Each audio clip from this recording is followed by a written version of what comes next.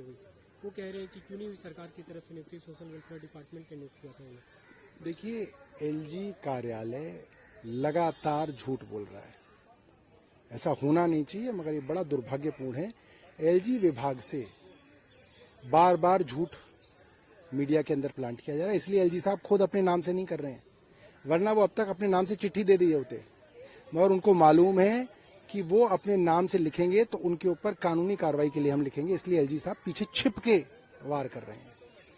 ये अधिकारी इतना बड़ा भ्रष्टाचारी, जिसको सीबीआई ने रंगे हाथों पकड़ा, 5 साल तक सस्पेंड रहा, उस अधिकारी को एलजी साहब ने सोशल वेलफेयर डिपार्टमेंट में क्यों लगाया और सोशल वेलफेयर डिपार्टमेंट में उसको आशा किरण का एडमिनिस्ट्रेटर बना दिया।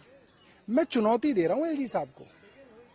एलजी साहब वो फाइल दिखा दें कि मंत्री ने इसको अपॉइंट किया था। फाइल दिखाएं ना एलजी साहब, सारी फाइलें तो दिखाते हैं, दिखाएं इस फाइल को।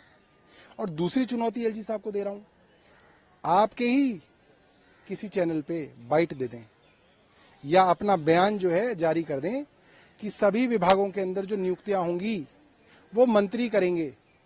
मैं कल ही हेल्थ डिपार्टमेंट की नियुक्तियों की चिट्ठी जो है एलजी साहब को भेज दूंगा। क्या एलजी साहब तैयार हैं? नहीं है। एलजी साहब छुप के भाग रहे हैं, एलजी साहब पकड़े गए हैं। एलजी साहब द्वारा जिन अधिकारियों ने भ्रष्टाचार किया, जो इस पूरी की पूरी हत्याओं के जिम्मेदार हैं, उनको बचाने की कोशिश हो रही है। अब तक एडमिनिस्ट्रेटर को सस्पेंड क्यों नहीं किया गया? अब तक इस विभाग के सचिव तावले साहब को सस्पेंड क्यों नहीं किया गया? तीसरा दिन है, एलजी साहब किसका इंतजार देख रहे हैं? एलजी साहब को जवाब देना चाहिए। वो अफसर अगर मेरा प्रिय है तो मुझे दुख होगा ना उसको सस्पेंड करने में। आपको क्यों दुख हो रहा है?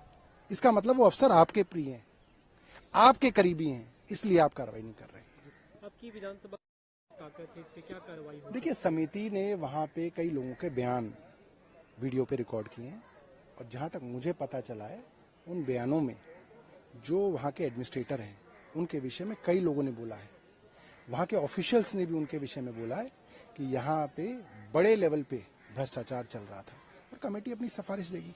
एक अंतिम सवाल, अभी पंजाब जो ओलंपिक्स की अनुमति नहीं दी, पंजाब के विधानसभा के स्पीकर ने इसको लेकर सवाल खड़े किए। उन्होंने कहा कि अन्य जो राज्य हैं, वो चाहे उत्तर प्रदेश हो या कई भी अन्य राज्य, वहाँ पे खेल के लिए कितने फंड देती है सरकार, केंद्र सरकार गुजरात के अन्य राज्यों को, लेकिन पंजाब को भी नहीं मिलता। सीएम जाना चाहते थे अपने बिजी शेड्यूल से समय निकाल कर, लेकिन नहीं जाने दिया जा रहा है। देखिए, जब से ये किसान आंदोलन हुआ है, भारतीय जनता पार्टी की, खास तौर पे केंद्र सरकार की, पंजाब के लोगों को लेके, खास तौर पे सिखों को लेके जो सोच है वो उजागर हुई है। भारतीय जनता पार्टी के नेताओं ने लगातार सिखों को उग्रवादी कहा, खालिस्तानी कहा, और आज देश में इकलौता सिख मुख्यमंत्री अपने देश के प्लेयरों को बढ़ावा देने के लिए पेरिस जाना चाहता है, ओलंपिक्स में जाना चाहता है, उसको रोका जा रहा है। ये बहुत शर्म की बात है। ये एक सिख विरोधी मानसिकता को दर्शाता है और पंजाब जैसे सेंसिटिव राज्य में इस तरीके की केंद्र की पॉलिसी की वजह से लोगों के मन में काफी गुस्सा है। इससे पंजाब का और न्यूज नेशन अब व्हाट्सएप पर खबरों की ताजा अपडेट के लिए न्यूज नेशन के इस क्यूआर कोड को स्कैन करें।